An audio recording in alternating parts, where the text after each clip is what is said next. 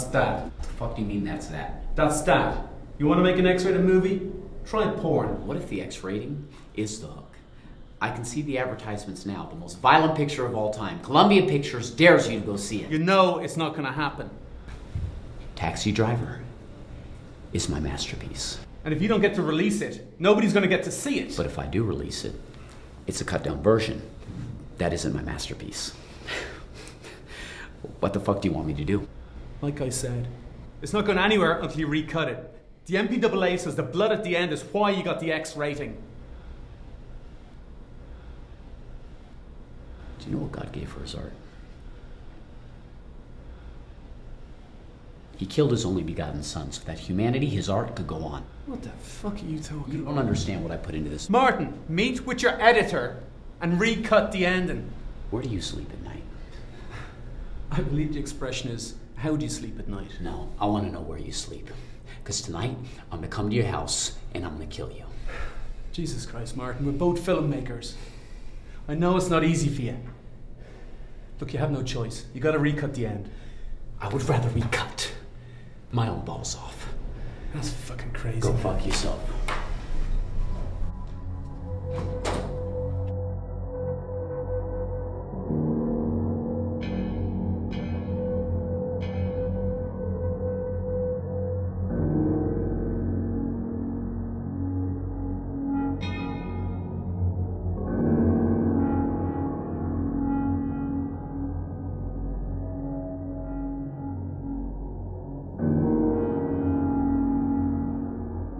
Listen, you fuckers.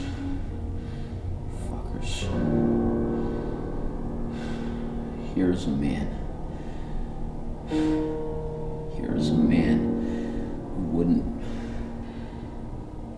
Here's a man who. A man who wouldn't take anymore.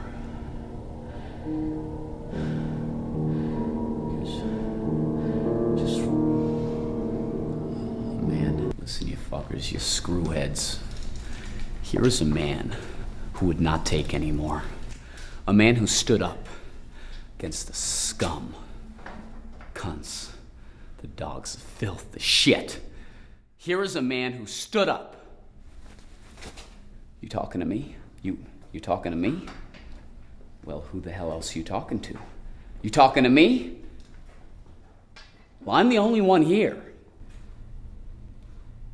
Marty! Marty! I heard what those fuckers are doing. When I did Greetings with Bobby, they gave me an X fucking rating, which was complete bullshit. And then when I did Get to Know Your Rabbit, studio heads wouldn't release that thing for 2 years. That's that.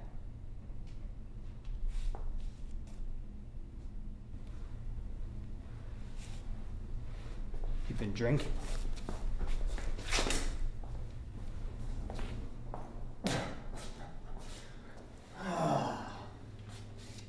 Marty, what are you doing?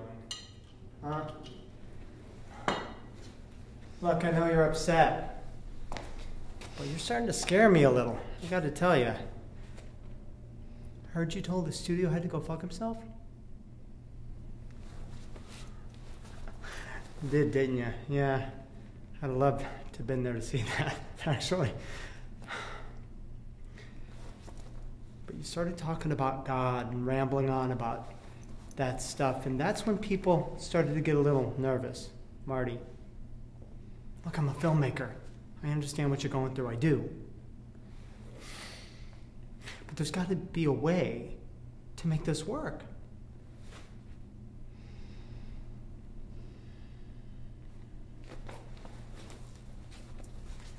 Great. Marty, give me a break, man. Look, listen to me. Let me tell you a little story. You'll like this one. You know what the story's about, Marty? It's about you.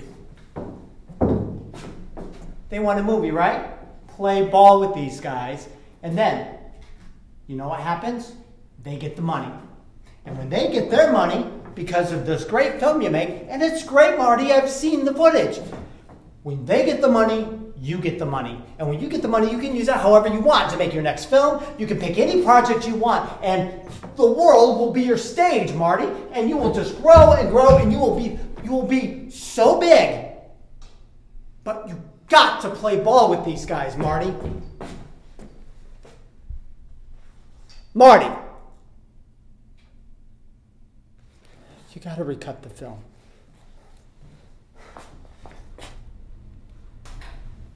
Hey, Brian, how did you find out about what happened between me and the studio head? What? Who told you what happened?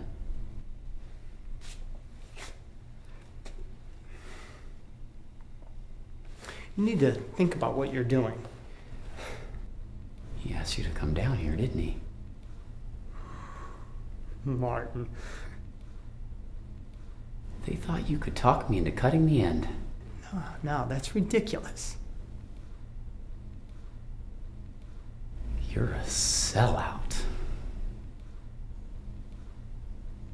You've spent your whole career in my shadow, and you're trying to get on the studio's good side.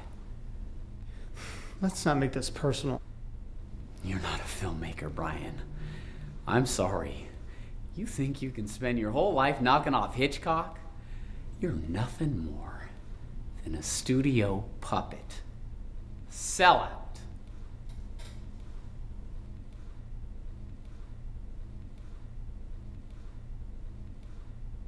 You need to get over yourself. It's called holding your art to the highest fucking standard.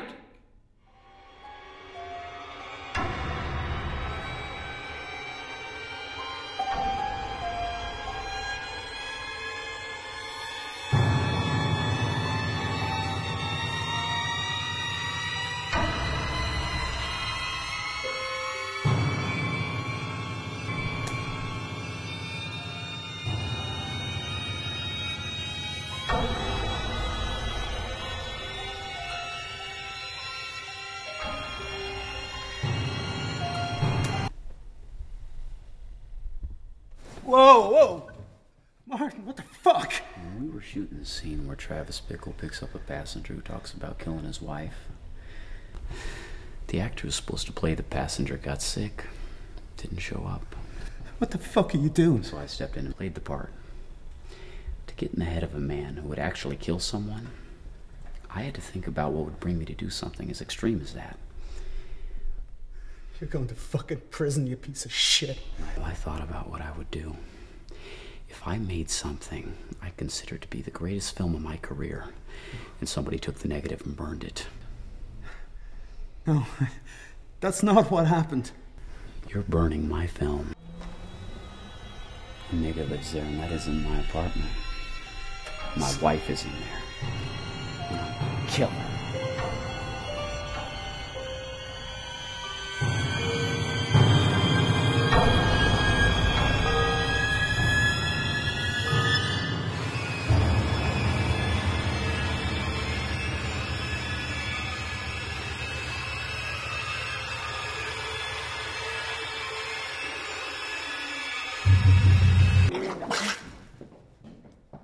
Mr. Scorsese?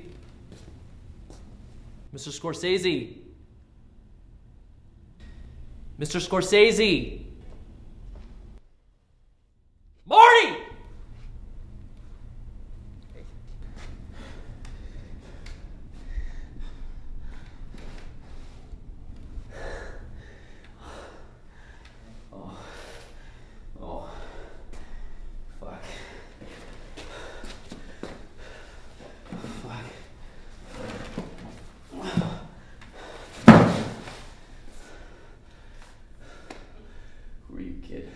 Oh, I'm your new assistant. Columbia thought you needed the help. You're alright, man. It looks like a bomb went off in here. Are there survivors I need to worry about? Or? Call my editor, Tom. Schedule a meeting time for 6 tonight. Tell him I had a dream that had blood in it. But the dream was saturated and blood lost its color. I think that'll get the R rating we need, and I think it'll actually heighten the aesthetic. Okay. Oh.